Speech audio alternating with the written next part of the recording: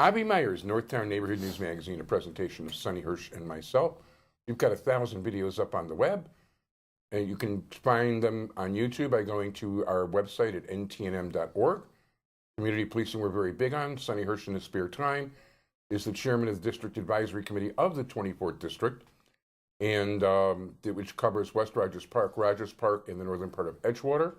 We'd like to welcome our new commander, Roberto Nieves. We'd like to wish a fond farewell to our previous commander, Thomas Waldero. Well, he's not going so far. He's going downtown to be head of narcotics. So we wish him well in his new assignment.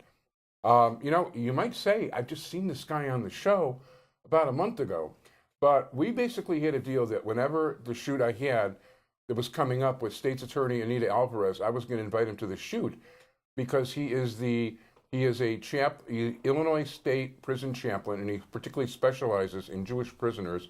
And yes, unfortunately, we have some. And I'd like to reintroduce you to Rabbi Binyomin Scheiman of the Hinda Institute. How are you? I'm doing well, thank God. Thank you for inviting me. Thank you. And, you know, even though we just interviewed recently, there's so much on the subject to talk about, we're going to try to touch some new ground. So the last time we spoke, the estimate was about 135 Jewish prisoners in state jails throughout the area. Now, they're in jail, but, you know, what do you do to make sure that they stay out of jail afterwards? Well, I'm glad you asked. I have a staff member that I hired in the last year. He presently is on the phone with 36 recently released men and women, and he studies with them, he counsels with them, and it's growing. Soon he's going to need volunteers to be in touch. I am blessed to deal with the hard cases. I have some men, they won't speak to my son because they're dealing with addiction issues. And if I may, I'd like to just focus on 3 real live cases going on presently that I'm dealing with. Please. Right now, while I was waiting to film with you, I was texting back and forth with a man who admitted to me a week ago that he fell back into drug addiction. He was doing good for about 6-7 months. He was about to sell his father's properties in Arkansas that he inherited. He was about to be all set up, but he came back up into Chicago and he disappeared for a few days on the west side, which could be no good but trouble.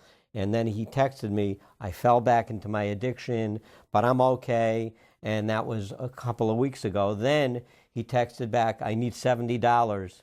And me and my son, we already know we're not going to give money to someone who's in addiction. I think the money might go to the wrong place. So I said, please go into rehab, and I wish you the best. Today I just texted him back. I said, have you gotten into rehab yet? And I hope you get back to Arkansas to sell your properties and get set up for life before you go back to jail. So he texted back, he's never going back to jail. He'd die first. And he says, death is looking pretty good right now. Ooh. So I texted him back, it's not too late. You're alive. Go to rehab. Save your life. And he said, I'll consider that.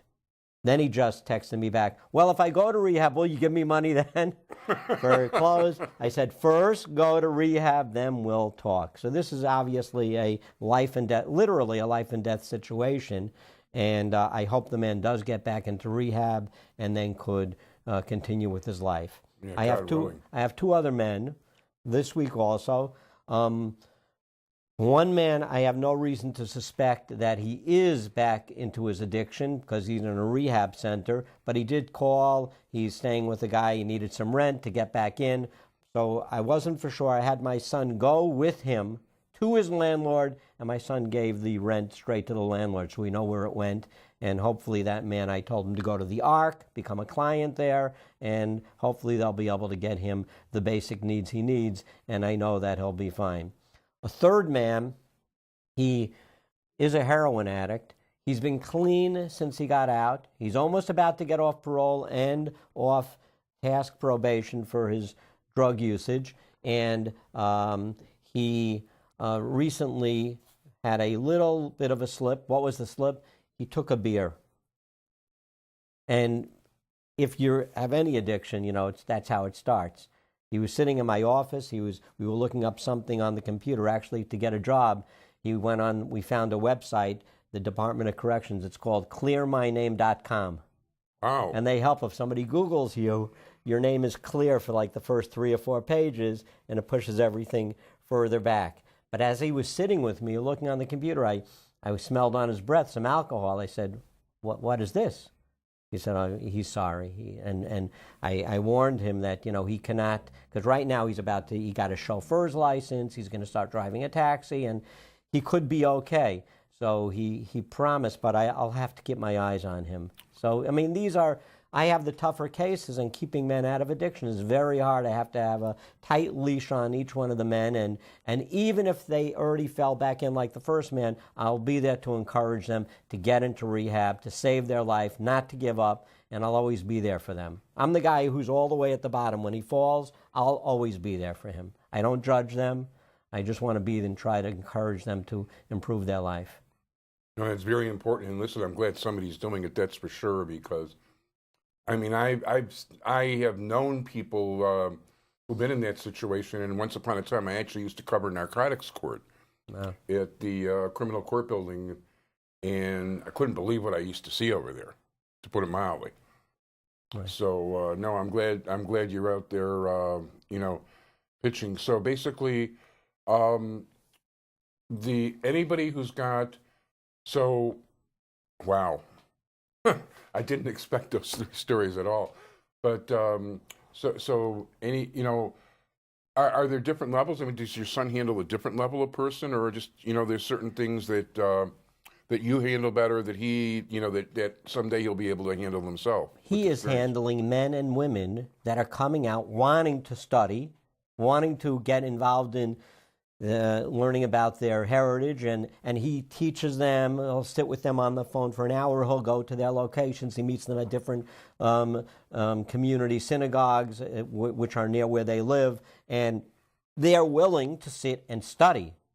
I am dealing with people that, Rabbi, I'm not ready for the study yet.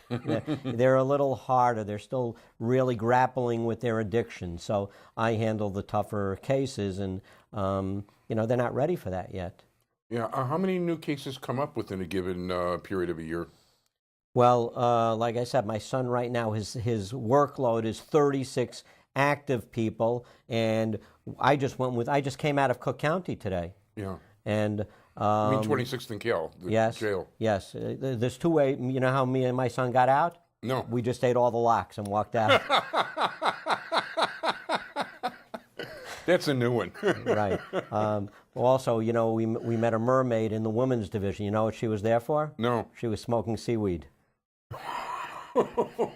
But those are just a few jokes we passed along. But seriously, there are 2 or 3 new people we just met that are going to be leaving, so he's going to be adding to that load. He goes to Cook County every week, and those are people, they don't actually make it down to a state prison. They're there, they bond out, and then he starts working with them, and we hope we solidify.